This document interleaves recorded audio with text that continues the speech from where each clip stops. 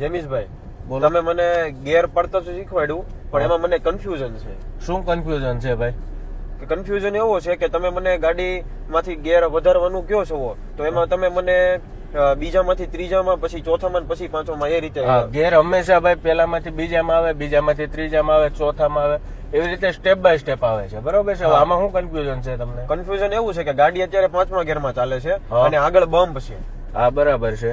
આગળ બમ્પ છે, તો મારે 5માંથી ગાડી બીજા ગેરમાં લેવી છે. હા, તો મારે 5માંથી ડાયરેક્ટ બીજામાં લઈ લઉં કે 5માંથી 4, પછી 3 અને પછી 2 એમ લઉં? સમજાઈ ગયું. Very good. તમારા ક્વેશ્ચન નો જવાબ એવો છે ભાઈ કે જ્યારે પણ આપણે ગાડીનો ગેર અપ લેવાનો હોય ને, ત્યારે ફરજિયાત પહેલામાંથી બીજામાં, બીજામાંથી ત્રીજામાં, ત્રીજામાંથી ચોથામાં એવી રીતે જાય છે.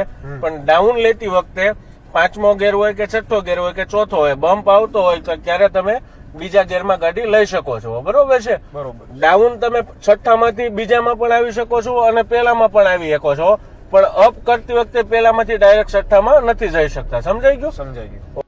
આવી જ અવનવી ડ્રાઇવિંગ શીખવા માટેની ટિપ્સ માટે અમારા પેજને લાઇક અને ફોલો જરૂરથી કરજો. અને હા મિત્રો, જો તમારા ગ્રુપમાં પણ કોઈને ડ્રાઇવિંગ શીખવું છે તો સવાણી મોટર ડ્રાઇવિંગ સ્કૂલની અવશ્ય મુલાકાત લેજો.